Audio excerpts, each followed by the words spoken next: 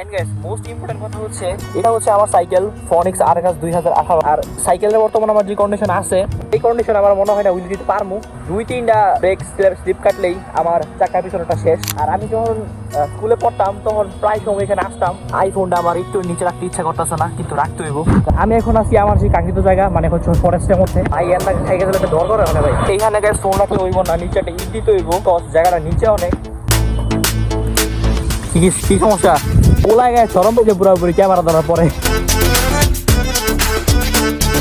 তো আসসালামু আলাইকুম গাইস, কি অবস্থা সবার? আপনারা সবাই কেমন আছেন? আশা করি আপনারা সবাই অনেক অনেক ভালো আছেন, আর আমি অনেক ভালো আছি। তো আজকে বিকেলে প্রায় বহুদিন পর আমি বের হয়ে গেছি আমার সাইকেলটা নিয়ে বাইরে ঘুরতে। আর গাইস আমি এখন আছি আমাদের এলাকার সব থেকে বিখ্যাত একটা জায়গায়। যারা যারা অলরেডি জায়গাটা চিনতে পেরে গেছো তারা সবাই এখন কমেন্ট করে আমি এখন কই আছি। আর এখন আমি যেতেছি বুরুলিয়া থেকে ফরেস্টের দিকে। যদি তোমরা ফরেস্ট না চিনে থাকো তাহলে তোমাদের সুবিধার ক্ষেত্রে বলতেছি, এটা হচ্ছে রেলগেট থেকে চাপুলিয়া রোডে, বা যদি বলি মার্কাস রোডে, তাও যদি না চিনা থাকো তাহলে এই নামটা বলার পর তোমরা অবশ্যই চিনবা। এটা হচ্ছে রেলগেট থেকে আমাদের রাতের ব্যাংককের দিকে, মানে হচ্ছে গিয়ে আমাদের ফাউকালের রোডের দিকে। সো আশা করি এতক্ষণে তোমরা বুঝতে পারছো এন্ড চিনতে পারছো আমি এখন কই যেতেছি। গাইস ওয়েট কই যেতেছি মানে আমি কিন্তু ফাউকাল যেতেছি না, আমি যেতেছি ফরেস্ট অফিসের দিকে। কারণ হইলো কারণ যাইলে তারপরে তোমরা বুঝতে পারবা। আর গাইস একটা মজার কথা কই, তোমরা সবাই শুনো। মানুষ এরকম করে ক্যামেরা দিয়ে মোটো ব্লগ করে আর আমি হাতে ফোন নিয়ে সাইকেল ব্লগ করতেছি। ব্যাপারটা কিন্তু একটু হাস্যকর হইলো, খুবই ইন্টারেস্টিং। আর একটা কথা আমার মাথার মধ্যে অনেকক্ষণ ধরে ঘুরপাক খাইতেছে, তা হইলো মানুষ বাইকে রাইড করে হেলমেটের মধ্যে গোপ্রো লাগায় অ্যাকশন ক্যামেরা, মানে যেটা আর কি, ওইটা দিয়ে ব্লগ করে, ওইটাকে মানুষ বলে মোটো ব্লগ। বাট আমি যেটা করতেছি হাতের মধ্যে এক ফোন নিয়ে আরেক হাত দিয়ে সাইকেল চালাইতেছি, এটাকে মানুষ কি ব্লগ বলে? তোমাদের মধ্যে কেউ যদি জানো এটা আসলে কি ব্লগ বলে তাইলে প্লিজ আমার একটু কমেন্ট করে কয়ে যাও, কারণ এই ব্লগটা আমার জানার খুব ইচ্ছা আমি আজকে কি ব্লগ করতেছি। আর অনেকদিন পরে এইদিকে এসে আমি একটা জিনিস খুব ভালো করে বুঝতে পারতেছি, এই রোডের মধ্যে যে যানবাহন গুলা চলে, স্পেশালি হইতাছে এখানকার ইজি বাইক গুলা, মানে হচ্ছে অটো রিক্সা গুলা এন্ড অটো গুলা, এটি খুবই ব্যাপরোয়া ভাবে চলে। এন্ড এই জিনিসটা আমি অনেকক্ষণ ধরে খেয়াল করতেছি। আমি আমার লেন দিয়ে সোজা যাওয়ার পরে আমি আমার এই সাইকেল নিয়েও রাস্তার মধ্যে চাপ খাইতেছি একটার পরে। মানে ভাই কিছুই বুঝলাম না, সবই পসিবল, কজ হচ্ছে এক্সপেন্সিভ বাংলাদেশ বলে কথা আমাদের।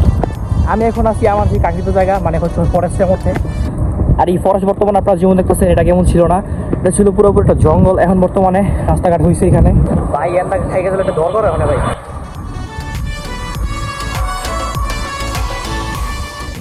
এই জঙ্গলের রোডের মধ্যে যে পরিমাণ অটো, এখন আমার সাইকেল চালাতে ডর করে এখানে।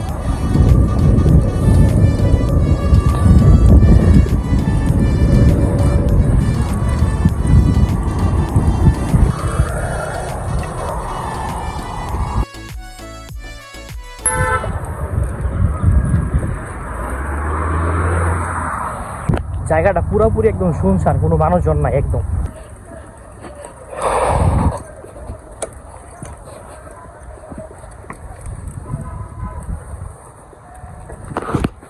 এতক্ষণ গাইস এক হাতে সাইকেল চালা আসছি। আমি জানি না আপনারা ঠিক মতো ভয়েসটা পাইছেন নাকি, কিন্তু আমি সাধ্য মতো ভয়েস দেওয়ার চেষ্টা করছি, জানি না কতটুকু হয়েছে। গাইস ভিডিও শুরু করার আগে একটা কথা বলে দিই, এটা হচ্ছে আমার first face to face blog, মানে এর আগে আমি কখনো ফেস টু ফেস ব্লগ করি নাই। এন্ড গাইস মোস্ট ইম্পর্টেন্ট কথা হচ্ছে এটা হচ্ছে আমার সাইকেল ফনিক্স আরএস 2018।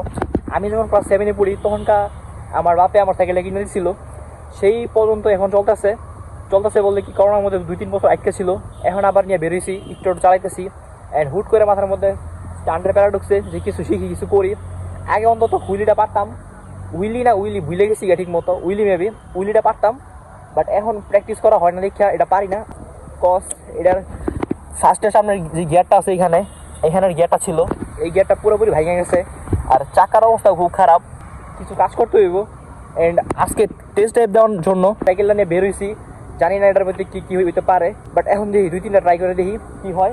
তো দেখতে থাকুন ভিডিওটা, আর অবশ্যই চ্যানেলটা সাবস্ক্রাইব করে দিন। তো চলেন এখন আর আমি 1 সেকেন্ড দেরি করবো না, উপরওয়ালা নাম নিয়ে শুরু করে দিই চালানো। যাইতে হইব আমার ওই জায়গাটা মোটামুটি খালি আছে, তো এক হাতে চালাই যাই।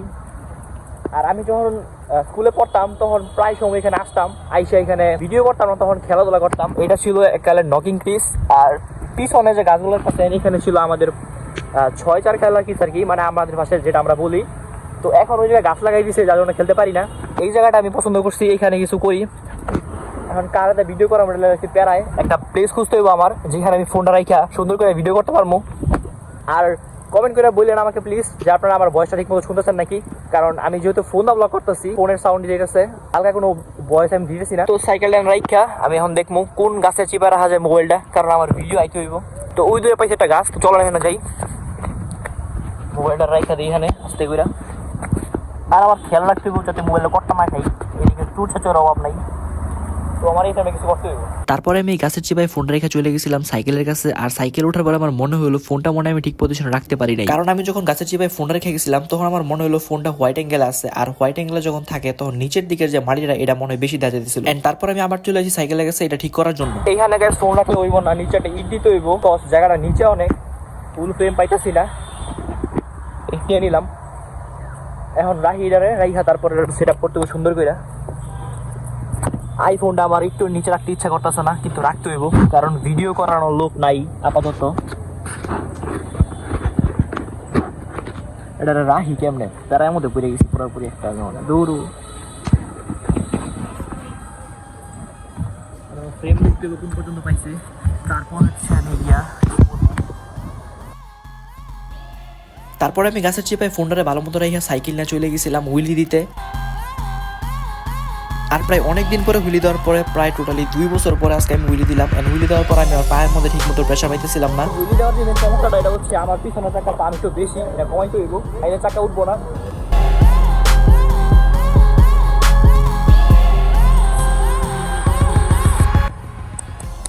তো ডান, বাম সারা হয়ে গেছে। তো চলো এবার কিছু করি।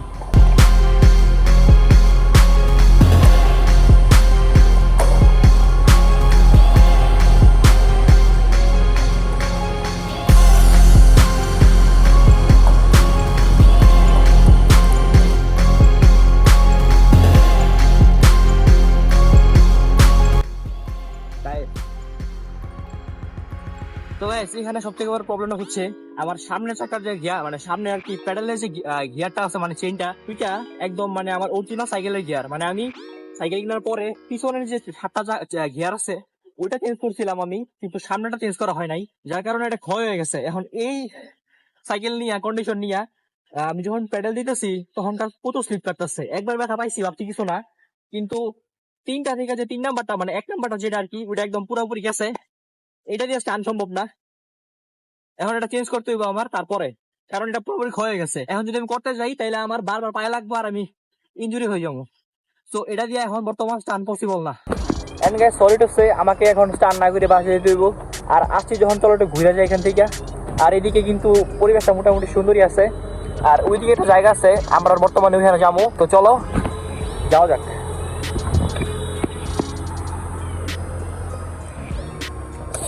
ও আজকে একটা গোপর নাই, নাইলে এখন মাথার মতো লাগে শুট করতে পারতাম। দূর বাইক কিনে আমার গোপ্রো মজা লাগলো।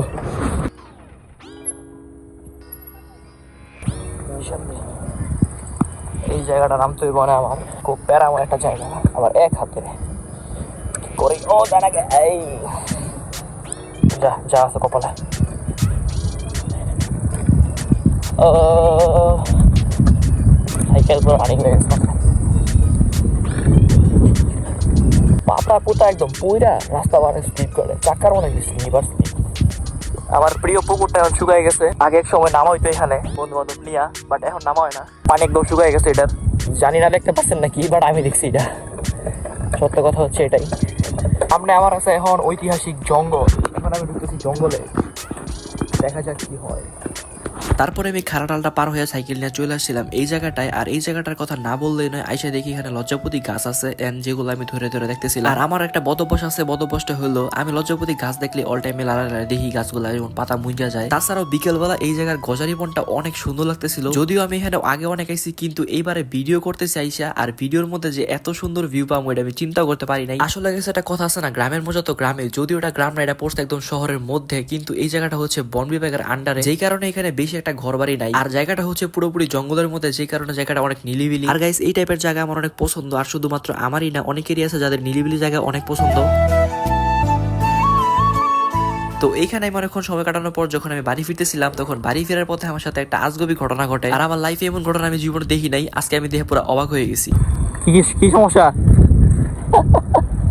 বুঝলাম না গাইস, পুলা আমার ক্যামেরা দিয়ে এমন লুকাই গেল কি লেগে। গাইস সত্যি বলতে আমি গজারিবন থেকে ওইটা রাস্তার মধ্যে ক্যামেরা অন করছিলাম এই জন্য যে আমি আপনাদেরকে বইলা বিদায় নিয়ে নিবো, কিন্তু গাইস মূল করার পরে আমি যা দেখলাম এতে আমি নিজে শরমে পড়ে গেছি। বুঝলাম না আর কি প্রবলেম আছে, কিন্তু যাই থাকুক এটা ওর পার্সোনাল ব্যাপার। কোনো একটা মেয়ের সামনে এরকম করে ক্যামেরা ধরলে মেয়েও তার মুখ লুকায় না, বাট এই পোলার সামনে ক্যামেরা ধরার পরে পোলা তার মুখটা যেমন লুকাইছে। এটার মধ্যে আমার কোনো বিন্দু পরিমাণ প্রবলেম নাই, বাট আমার কাছে কি লিখে জানি একটু হাস্যকর মনে হয়েছে। তো গাইস আজকের ব্লগটা ছিল এই পর্যন্তই। ভিডিওটা কেমন লাগছে সবাই কমেন্ট করেন, আর অবশ্যই চ্যানেল সাবস্ক্রাইব করে দিন, ভিডিও লাইক করে দিন। তো দেখা হবে নেক্সট একটা ভিডিওতে, ততক্ষণ পর্যন্ত টাটা।